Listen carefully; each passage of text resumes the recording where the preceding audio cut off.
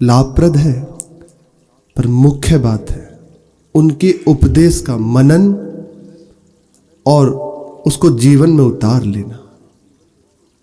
आप पास में हैं या बहुत दूर हैं, निरंतर सानिध्य का अनुभव होता रहेगा।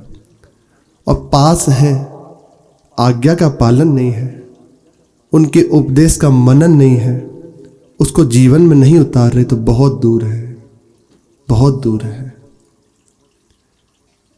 अनुभव महापुरुषों का है। कई बार जब बात दोबारा आए ना, तो समझ लेना कि वो बिल्कुल प्रामाणिक है, वे अनुभूत है। इसलिए खास बात है उनकी बात, क्योंकि कई बार ऐसा होता है कि हम समीपता के कारण उनकी अवहेलना कर देते हैं। अरे हमारे तो ठीक है, कर ले ना। वचनम कर शेतों में आज तक जिसने जो कुछ पाया है, यदि किसी की बात बनी है तो केवल उनकी वचन को पकड़ लिया, वह उठता चला जाएगा, उस बात को प्राप्त कर लेगा। वह उसमें प्रयास नहीं होता। जहां अपनी मति है, अपनी बुद्धि है, जहां अपना बल है, वहां प्रयास है, वहां थकान हो जाए। और केवल इतनी बात है, जो भी हो रहा है बस गुरुदेव ने कही है, गुरुदेव की आज्ञा से। तो आप देखो, अपने चित्त को देखो, कहाँ है, क्या हो रहा है।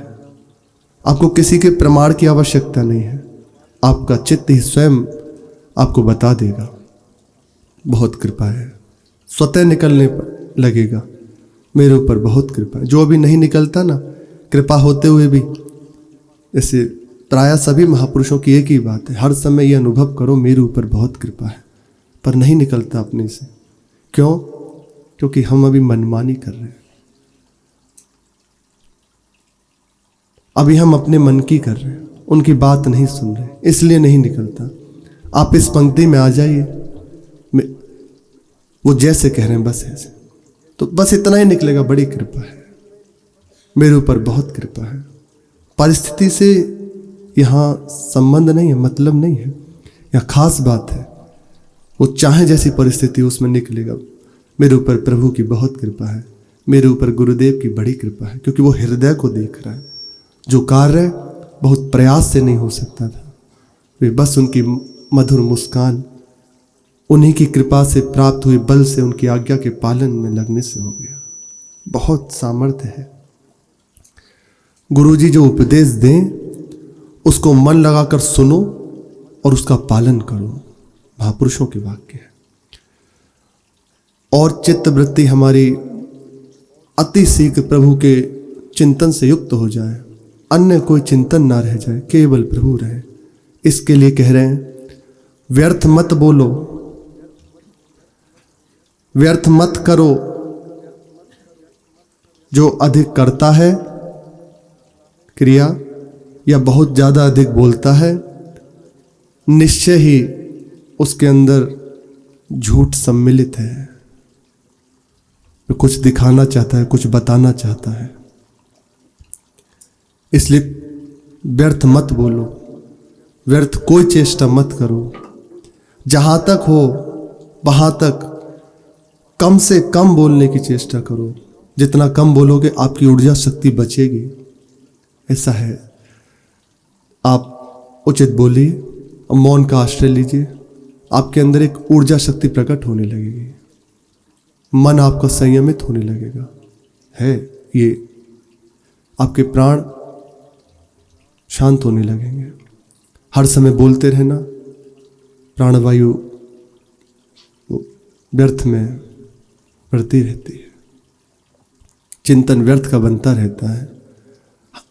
जैसे कभी कोई बात फंस जाए, आप बात कर रहे हैं और बोलने का अभ्यास है, तो कोई यदि बात फंस गई, अब उसको प्रमाणित करने में अन्य को बात रख देंगे जिसका कोई मतलब नहीं, एक क्षण में हुई। देखा गया संतों को, उनकी अवहेलना हो रही है, उन्हें नीचा दिखाया जा रहा है, पर कुछ नहीं। हाँ, आप सत्य कह रहे हैं, ऐसा ही है, और चले गए। जब पूछा गया ऐसा क्यों, बोले वाद विवाद अपनी उपासना में नहीं है। हमारे प्रभु को वाद विवाद प्रिय नहीं है, प्रभु अधीन हो जाते हैं। श्री माधवदास बाबा के पास वे दिग्विजयी आए। उन्होंने कहा कि बाबा आप इसमें या तो लिख दीजिए कि दिग्विजयी पंडित विजयी हुए, हम शास्त्रार्थ में हारे, या फिर हमसे शास्त्रार्थ कीजिए। उन्होंने विचार किया, प्रभु का नाम छूटेगा, स्मरण छूटेगा, इसकी हार जीत से अपने को क्या लेना। लिख दिया स्पष्ट कि आप जीते हम हारे। वह अपना पत्र लेकर जब पहुंचे तो दिखाया, उसमें लिखा था कि दिग्विजय पंडित की हार हुई और माधवदास बाबा की विजय हुई। भगवान, क्योंकि वाद विवाद नहीं, कौन का प्रभु जाने, अपना भजन छूटेगा। और ऐसा ही है, अब थोड़ी सी बात के लिए नाम छूट गया, वो बोलते चले जा रहे हैं, नहीं। फिर बाद में पूरा बड़ा प्रसंग है, स्वयं प्रभु आए, एक क्षण में शास्त्रार्थ की तो बात जाओ, सामने मती काम करना बंद कर दी। गधे पर उल्टा बैठाया, गले में जूतों की माला पहनाई और पूरे जगन्नाथपुरी में घुमा रहे, और स्वयं प्रभु विद्यार्थी का वेश धारण किए हुए हैं, कह रहे हैं जय हो, बोल माधवदास बाबा की जय। माधवदास बाबा की दृष्टि पड़ी, उन्होंने कहा पंडित जी तुम्हें इतनी जल्दी क्या हुई, हम आ रहे थे अभी, इतनी स्वयं ही श्रृंगार कर लिया अपना।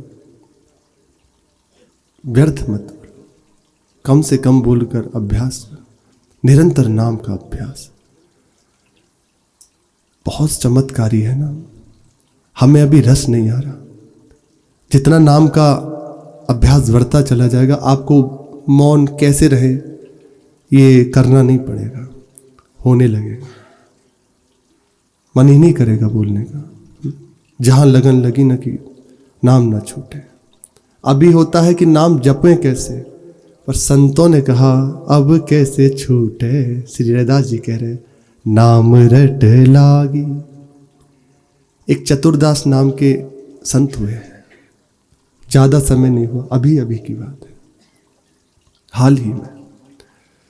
बचपन से ही भगवत कृपा से उनका परिवार भागवतिक था, तो नाम जप की प्रेरणा उन्हें मिली,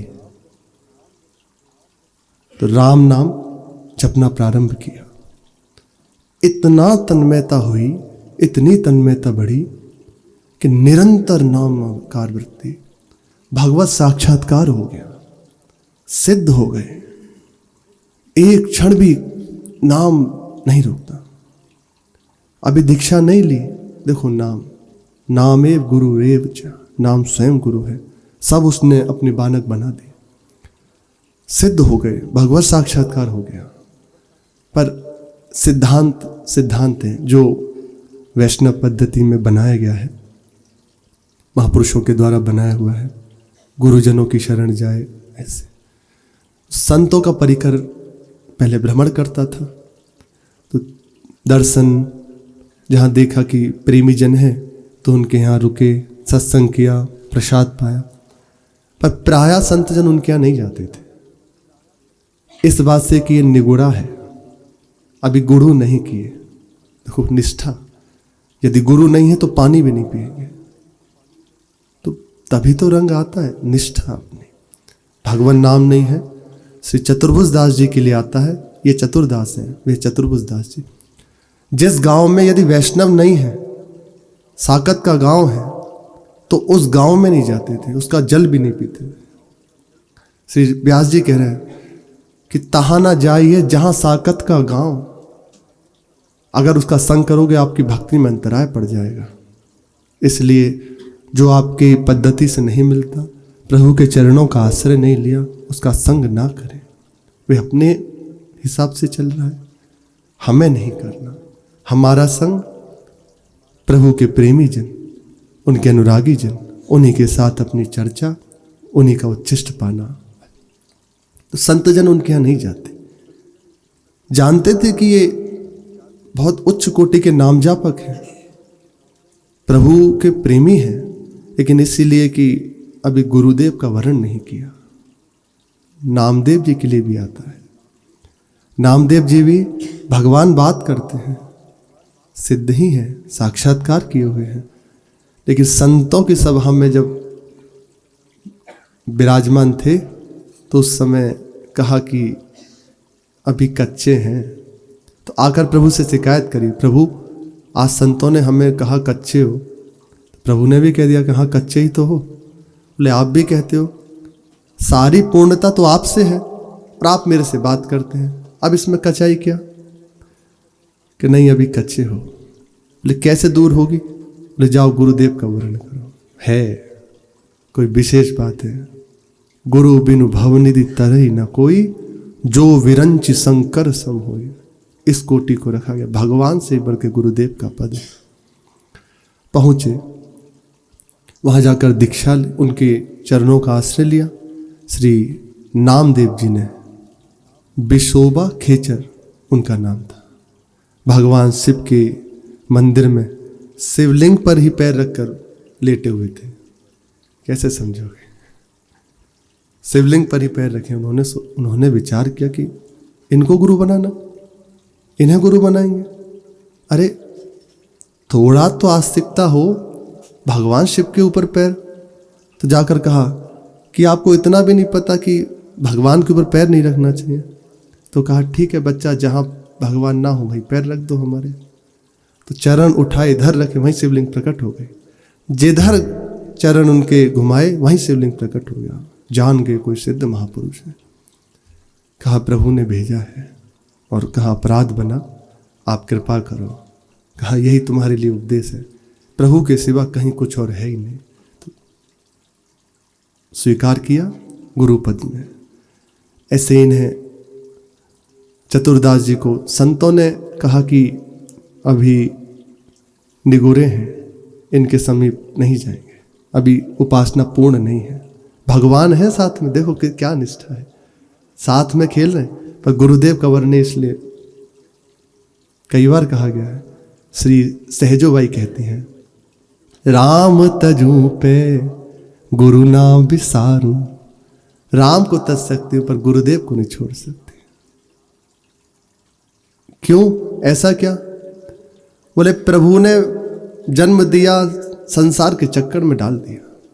सही बात है, उन्हीं का तो खेल हुआ।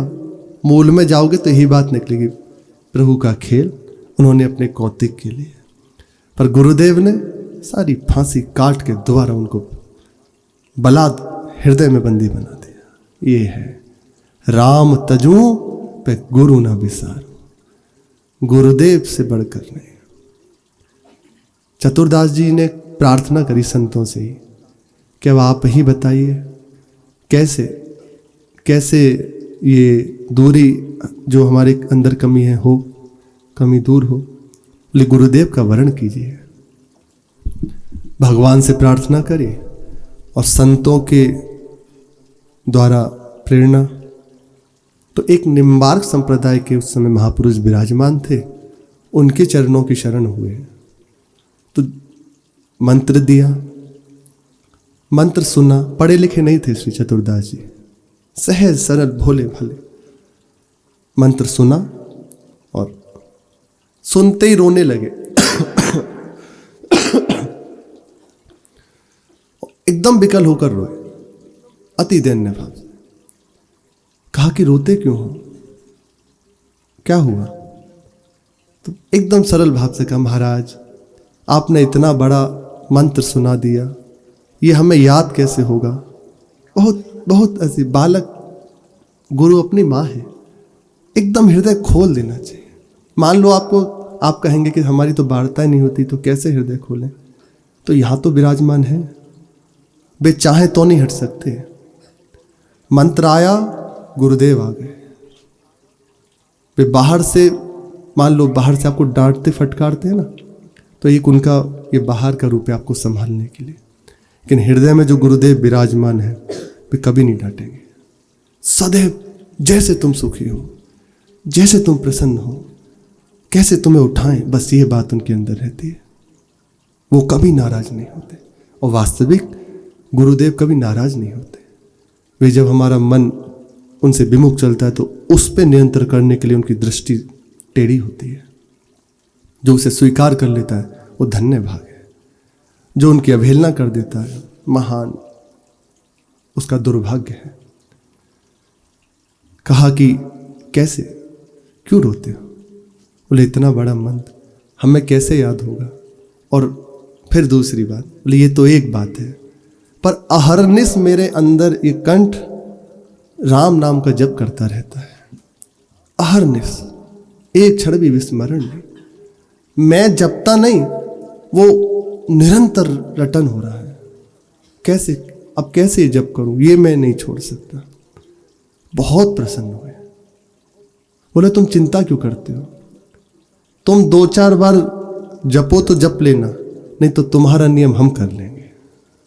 ये है, तुम निश्चिंत रहो, तुम बस राम नाम जपो। वैसे एक संत हुए हैं निम्बार्क संप्रदाय के ही, वे कहते हैं, राक्षर श्री राधिका मामन मोहन जान।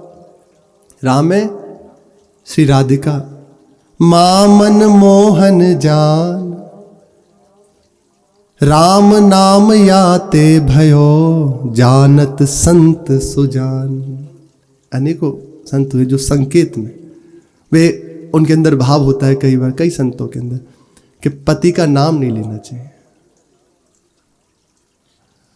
तो प्रिया प्रीतम हमारे प्रीतम है, तो क्या करें, बिना उनके नाम के रह नहीं सकते। बोले ये अच्छी बात है। छोटा रूप, राक्षर श्री राधिका मामन मोहन जान। राम नाम याते भयो, जानत संत सुजान। सुजान संत जन जानते हैं इसकी महिमा, इसकी बात। तो कहा तुम निश्चिंत रहो, तुम इसी का जप करो। रा से राधा, माँ से माधव, हमारी ही बात है। अहरनिश नाम का रटन करते हैं। इतनी प्रियता बढ़ी, सोते जागते उठते बैठते रोम रोम से नाम का रटन। वे जिसे कह देते ना कि तुम ऐसे सहज में, कोई उनके समीप आता कह दे तुम नाम जप करो, वो उसका नाम रटन प्रारंभ हो जाता। सारे पाप नष्ट हुए, उसके अशुभ जो बाधा देने वाले हैं रुक गए, और संत की कृपा, नाम जप करो, प्रारंभ हो गया नाम रटन। ये है संत की महिमा, अद्भुत बात यही है। नाम जापक संत यदि आपसे कह देना कि सब ठीक हो जाएगा, तुम बस राधा राधा रटो, तो बड़े भाग्य मानना, हो गई बात। हम नहीं जप सकते, अब उनकी बात निकल गई मुख से, राधा राधा रटो, पर इस पे महत्व नहीं दिया जाता। इसको बहुत हल्के में ले लेते हैं। अरे ये कहते रहते हैं, अरे कहते नहीं रहते, इस बात को पकड़ लो, सारी बात बन जाएगी, सारी बात बन जाएगी। उन्होंने जो ही कहा कि जपो, तो उनकी जप की शक्ति अंदर आ गई आपके, आपको नहीं पता, इसीलिए अंदर होता है बस अब नाम नहीं छोड़ूंगा, ये आने लगे ना। कहाँ हम जानते ही नहीं थे कि नाम जप भी करना है। देखिए अपने जीवन को, पता भी था कोई कि नाम जप भी करना चाहिए, नहीं, लेकिन संतों का सानिध्य हुआ, उनकी प्रेरणा हुई, आने लगा कि अब कब ऐसा होगा कि निरंतर नाम रटन, एक क्षण भी कोई और बात नहीं। ये है उनकी शक्ति अंदर, ये है शक्तिपात, उनकी शक्ति आ गई अंदर।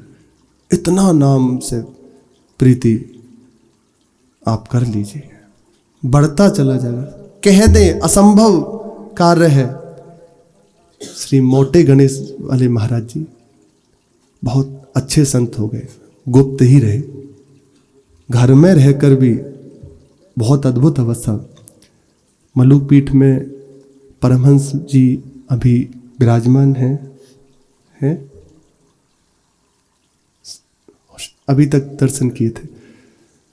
उन्होंने रात दिन उनकी सेवा करी है, इसलिए आज उनकी अवस्था देखो, ऐसी अवस्था है। वो अगर सीढ़ी पर खड़े हैं तो घंटों खड़े हैं, अगर बैठे हैं तो बैठे हैं, शौचालय में गए तो बस अब इस कोटि की अवस्था है। अहरनिश नाम का रटन, और उनको परमहंस जी कहते ही इसीलिए। कई नौकर मिलकर जो सेवा करेंगे वो सेवा अकेले करते, उनकी मोटे गणेश जी वाले महाराज जी की। झाड़ू लगाना, पोछे मारना, बर्तन साफ करना, कपड़े धोना, दिखाई देगा कि ऐसा क्यों, पर उन्होंने वो वस्तु प्राप्त कर ली उनसे जो अत्यंत दुर्लभ थी, सहज में प्राप्त हो गई संत की सेवा से। इसलिए यहाँ जो हो रहा है ना, कई बार लगता है कि यही सब करते रहते हैं, इससे क्या होगा। अरे जो होगा ना संभाल नहीं पाओगे। जो प्राप्त होगा, सोहनी लगाना, पोंछे लगाना, संतों की झूठन उठाना, ये साधारण बात नहीं है। हम कभी प्राप्त नहीं कर सकते जो बात को वो सहज में गुरु कृपा से प्राप्त हो रही है, वास्तविक।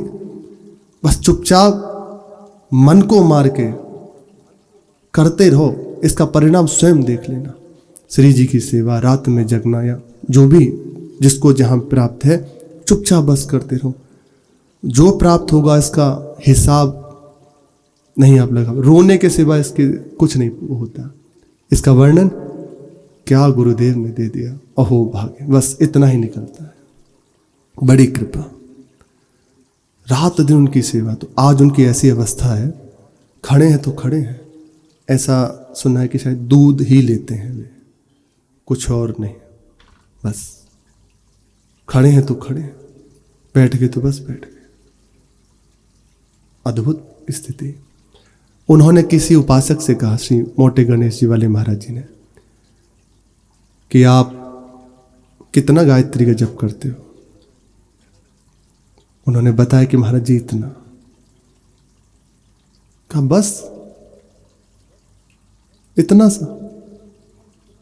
कि हाँ महाराज जी और भी सेवाएं इसलिए नहीं हो पाता। तो उनके मुख से निकला 50,000 जप किया करो गायत्री का। 50,000 जप गायत्री का।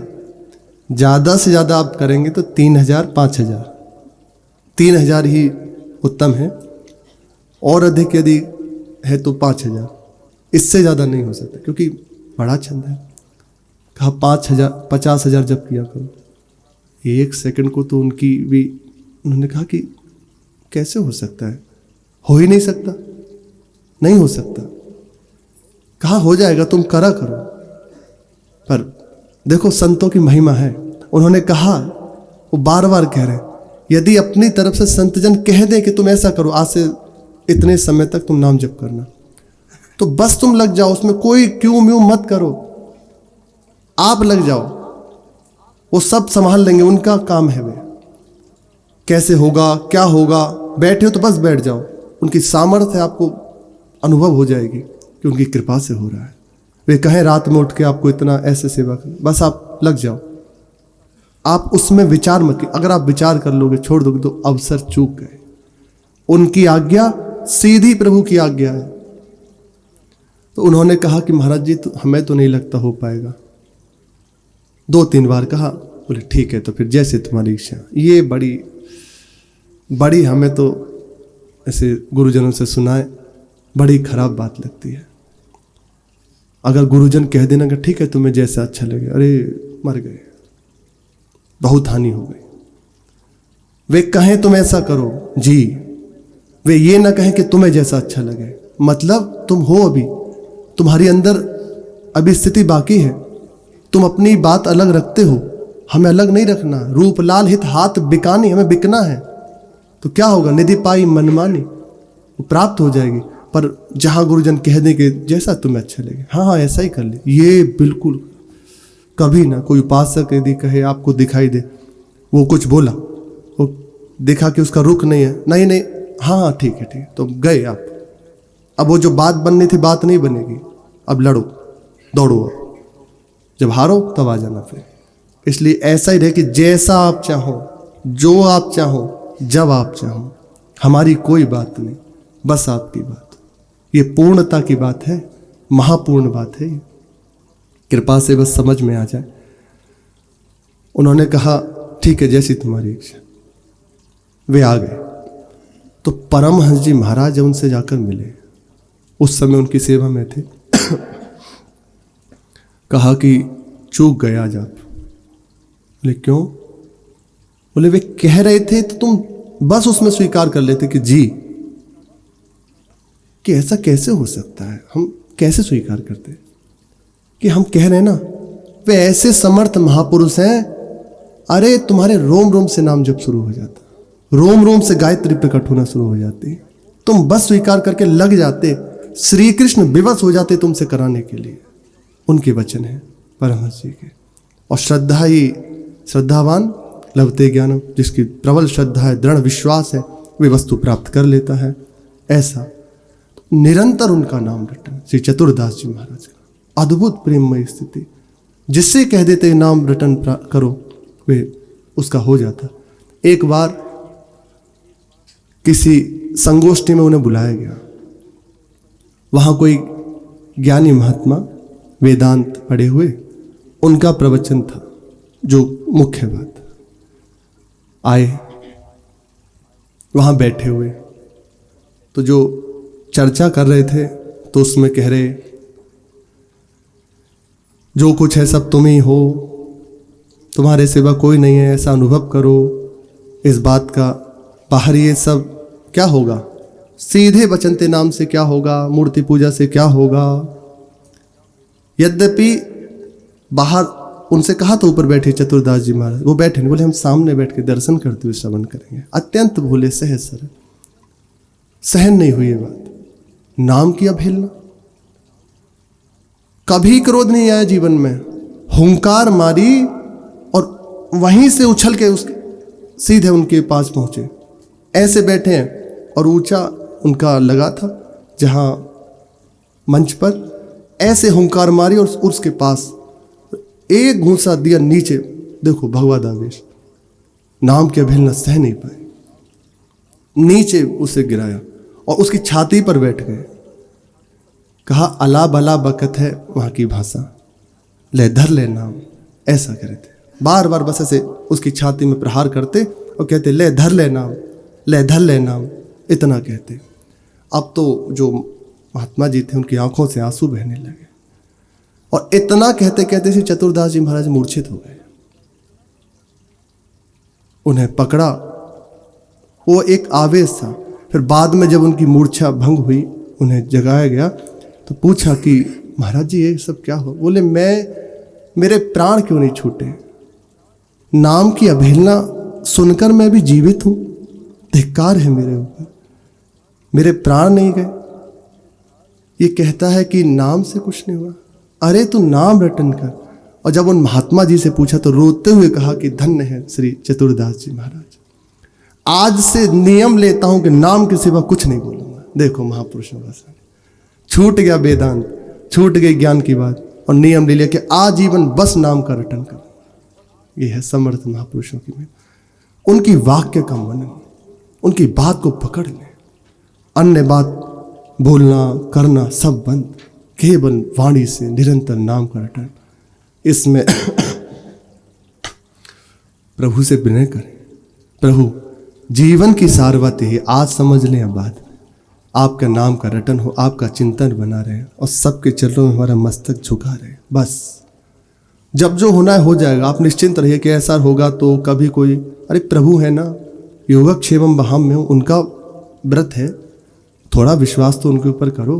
वे कर रहे हैं, अभी भी कर रहे हैं, पर अभी अपने को देख रहे हो, छोड़ दो उनके ऊपर, वे करेंगे, उनसे विनय करें। प्रभु जीवन की सार बात यही है, आपका सुमिरन न छूटे, मेरी एक एक वृत्ति आपके चरणों में लग जाए, आप कृपा करें। इसलिए जहां तक हो वहां तक कम बोलें, बहुत आवश्यक है तो बोले, नहीं तो बिल्कुल मौन होकर रहें। आप जितना मौन का आश्रय, निरंतर नाम रटन, आप देखो आपका हृदय शांति को प्राप्त हो जाएगा। अरे शांत नहीं हो जाएगा, दूसरों को परमानंद प्रदान करने वाले हो जाओगे। गुरुदेव की आज्ञा का पालन, उनके वचनों का मनन, बस यही जीवन की सार बात है। हमारी एक एक वृत्ति अपने आराध्य देव के चरणों में अर्पित हो जाएगी। प्रसंग 2 मिनट कर लेते हैं। श्री मीरा जी के सामने अकबर और तानसेन छद्म वेश में है। उन्होंने कहा कि ठाकुर जी का दर्शन, हाँ, लेकर गई और दर्शन कराया। तो आगे जो तानसेन थे उनका अनुकरण करते हुए पीछे अकबर प्रणाम किया और आंखों से आंसू बहाते हुए खीसे में हाथ डाला और एक कंठी निकाली हीरे की और श्री ठाकुर जी के चरणों में अर्पित करने लगे। मीरा जी ने कहा, नहीं शाह, सीधा संबोधन कर रहे हैं, अभी पता नहीं है, सीधा कहा, नहीं शाह, ये प्रजा का धन है, इससे प्रजा की ही सेवा करो। प्रभु को इसकी आवश्यकता नहीं है। जिस राज्य में प्रजा सुखी रहती है उसका कभी नाश नहीं होता। जिस राज्य में प्रजा दुखी रहती है निश्चित उसका बहुत जल्दी नाश हो जाता है। इसलिए तुम प्रजा की सेवा करो। हमारे ठाकुर जी को इसकी आवश्यकता नहीं है।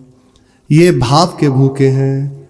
भाव रोरी भूखो म्हारो सावरो, म्हारो सावरो। ये प्रभु भाव के भूखे हैं, इन्हें कुछ नहीं चाहिए।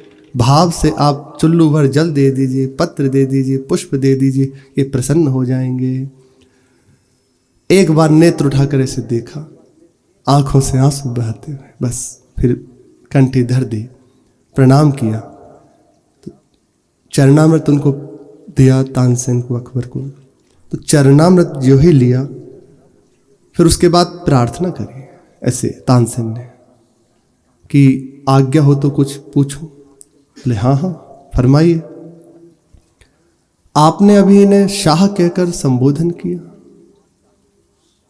बोले हाँ। क्या ये बात ठीक नहीं है? ये इस देश के राजा नहीं है क्या? और आप इनके दरबारी गायक नहीं हैं? इतना सुनते ही दोनों चरणों में एक संग गिर पड़े कि जी बिल्कुल बिल्कुल ऐसा ही है। धृष्टता क्षमा हो, गलती क्षमा हो, पर हम दोनों के अतिरिक्त इस बात को कोई नहीं जानता। आप कैसे जाने? बोले यहाँ भी तो कोई बैठा है, वो मुझे बता रहा है। ऐसे पर्दा खुला रहता है महापुरुषों के सामने। एकदम सरल होकर जाओगे तो कुछ पालोगे, कपट युक्त होकर या कुछ भर के अंदर जाओगे कि हम कुछ हैं, तो उनको छू भी नहीं पाओ, उनकी हवा भी नहीं ले पाओ। एकदम से है बस भोले भाले। कैसे आप प्रसन्न, आपकी राजी, बिल्कुल सब कुछ पालोगे। और कुछ गए, अरे कुछ तो है हमारे अंदर, थोड़ी बुद्धिमत्ता ज्ञान का, जाओ, उनको नहीं छू सकते हैं। फिर वहां से वे निकले। शेष चर्चा आगे। श्री राधा वल्लभ लाल की जय।